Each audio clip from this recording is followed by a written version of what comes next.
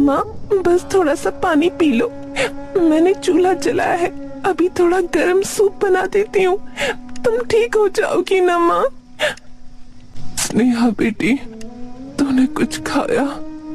हमारी चिंता मत कर, तू बस अपनी किताबें संभाल कर रख, कल तेरी परीक्षा है ना। बेटा बेटा, ये बुखार मेरा शरीर तोड़ रहा है, लेकिन तू मत टूटना बिटिया। हमने अपनी पूरी जीवन की कमाई तेरे बस्ते और किताबों में लगा दी है। तो इस गांव से बाहर निकलना।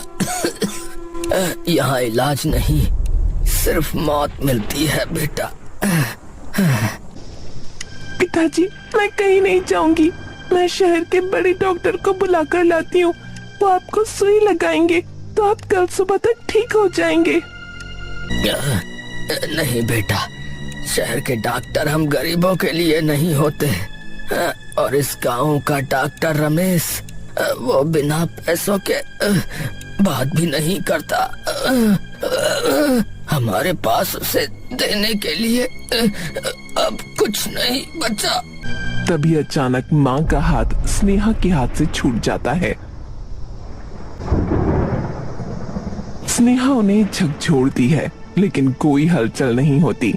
माँ, पिताजी, उठो ना, देखो मैं रोऊंगी नहीं, मैं खूब पढ़ूंगी, कोई है, बचा लो मेरे माँ बाप को। झोपड़ी के बाहर सन्नाटा है, सिर्फ बारिश की आवाज आ रही है। स्नेहा अपने माता पिता के ठंडे पड़ते हाथों को पकड़कर वहीं जमीन पर बैठ जाती है। उसकी आंखों के आंसू सूख चुके हैं और उनमें एक नई आग है। आज मेरे पास दवा के लिए पैसे नहीं थे, इसलिए मेरे माँ बाप मुझे छोड़कर चले गए, लेकिन मैं वादा करती हूँ मैं डॉक्टर बनूंगी, एक ऐसी डॉक्टर जिसके दरवाजे से कोई गरीब पैसों की वजह से खाली हाथ नहीं लौटेगा। मैं भगवानपुर को शमशान नहीं बनने दूंगी। स्नेहा कड़ी मेहनत करती है, छात्रवृत्ति पाती है और डॉक्टरी की पढ़ाई के लिए विदेश चली जाती है।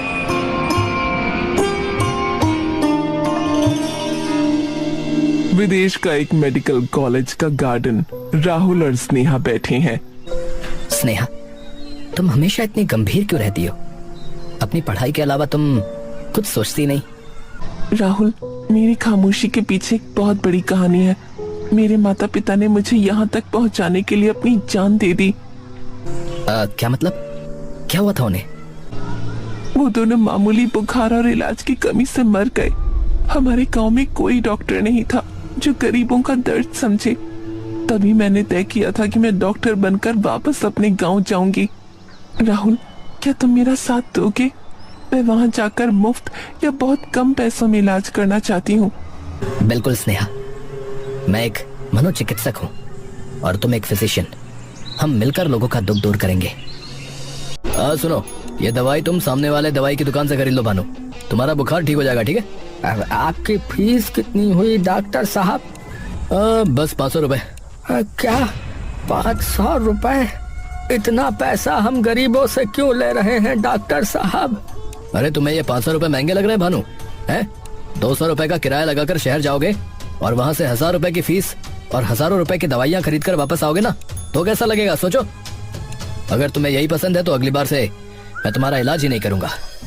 अरे अरे, आप नाराज मत होइए डॉक्टर साहब, ये लीजिए आपकी 500 रुपए की फीस। दवाई तुम सामने वाली दवाई की दुकान से ही खरीदना, मेरी लिखी सारी दवाइयाँ तुम्हें सिर्फ वहीं पर मिलेंगी। ठीक है। डॉक्टर रमेश के क्लिनिक के आगे बाबूलाल की दवाई की दुकान थी। क्या मैं अंदर आ सकता हूँ डॉक्टर साहब?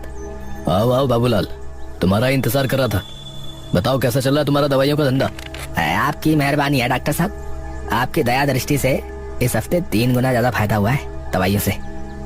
ये लीजिए आपका इस हफ्ते का कमीशन। बहुत बढ़िया। दरअसल बाबूलाल, ये गांव वाले काफी भोले और मासूम हैं। इन्हें मैं बुखार न होने पर भी गंभीर बीमारी बताकर बेवकूफ बना देता हूँ। और तुम्हारी महंगी दवाइयाँ खरीदने के लिए तुम्हारे पास भेज देता हूँ। अरे आप तो कमाल के हैं ही डॉक्टर साहब।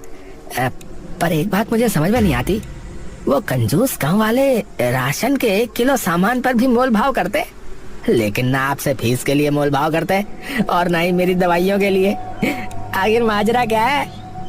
अरे दरअसल इसके पीछे सबसे बड़ा कारण इन गांव वालों के बीमार होकर काम न कर पाने का डर है बाबूलाल। है? डर? कैसा डर डॉक्टर साहब? अरे वो गांव वाले रोज मजदूरी करके कमाते हैं और अपने परिवार के लिए पाई इकट्ठा करते हैं। अगर वो एक दिन भी बीमार हो गए तो उस दिन मजदूरी नहीं कर पाएंगे, इसीलिए वो डॉक्टर के सामने हमेशा लिहाज से पैसे दे देते हैं। जितना मांगो उतना दे देते हैं। हम तो बस उनके इसी डर का फायदा उठाते हैं। समझ गया डॉक्टर साहब कि डॉक्टर की डिग्री लेने में खूब सारी पढ़ाई तो लगती है, पर आपके जैसा सातिर दिमाग भी मिलता है। अच्छा मैं चलता हूँ डॉक्टर साहब, ठीक है, नमस्ते। डॉक्टर रमेश गांव वालों की मासूमियत का फायदा उठाकर उनसे इलाज के नाम पर खूब सारे पैसे ऐंठ रहा था। तभी गांव में डॉक्टर स्नेहा का आना हुआ। अरे कुछ सुन रहे हो भानु? अरे गांव में एक नई डॉक्टर साहिबा आई है। अरे बहुत ही सस्ता इलाज कर रही भैया। अभी कल ही तो डॉक्टर रमेश ने पूरे 800 का इलाज किया था मेरा। अरे कुछ बात होगी, तभी तो इतना सस्ता इलाज कर रही है वो। और अम्मा भी उनकी दवा से बिल्कुल ठीक हो गई है। हाँ अच्छा, नई वाली डॉक्टर साहिबा का नाम क्या है भैया? उनका नाम हाँ डॉक्टर स्नेहा नाम है उनका। अरे वो बड़े तालाब के पास उनकी क्लिनिक जो है अभी नई खुली है भाई। कम पैसों में इलाज करने और दवाइयाँ देने की वजह से डॉक्टर स्नेहा के पास पूरे गांव के लोग जाने लगे। उसके क्लिनिक के बाहर लंबी कतार लगने लगी। ये लो बबलू, ये दवाई रोज रात को खाने के बाद खानी है और दूसरी सुबह खाली पेट खानी है। अरे आप तो भगवान है डॉक्टर साहिबा, मुझे तो विश्वास ही नहीं हो रहा है कि इतने कम पैसों में मैं अपना इलाज करवा पा रहा हूँ। मेरे लिए पैसे मायने नहीं रखते बबलू, पैसे तो शहर में बहुत कमा सकती थी। मुझे 3 बड़े अस्पतालों ने मोटी तनख्वाह पर अपने यहाँ काम करने के लिए बुलाया था। फिर आप गई क्यों नहीं वहाँ डॉक्टर साहिबा? मैंने गांव से निकलकर शहर तक पहुँचने और वहाँ डॉक्टर बनने की पढ़ाई करने के लिए बहुत मेहनत की है। दरअसल मेरे माँ पिताजी मुझे पढ़ाने के लिए अपनी सभी सुख सुविधाओं से कटौती करने लगे थे। वो थोड़ा बहुत बुखार और बीमारी सह लेते थे, पर अपना इलाज नहीं करवाते थे, क्योंकि मुझे पढ़ाने के लिए उन्हें पैसे इकट्ठे करने थे।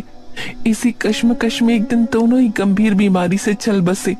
तब मुझे समझ आया कि गांव वालों के लिए सस्ते इलाज की क्या अहमियत होती है। अगर गांव में कोई सस्ता इलाज उपलब्ध होता तो आज मेरे माँ बाप भी जिंदा होते। अरे आपकी कहानी सुनकर बहुत दुख हुआ डॉक्टर साहिबा, वाकई आप बहुत नेक काम कर रही हैं। ज्यादा परेशान होने की जरूरत नहीं है।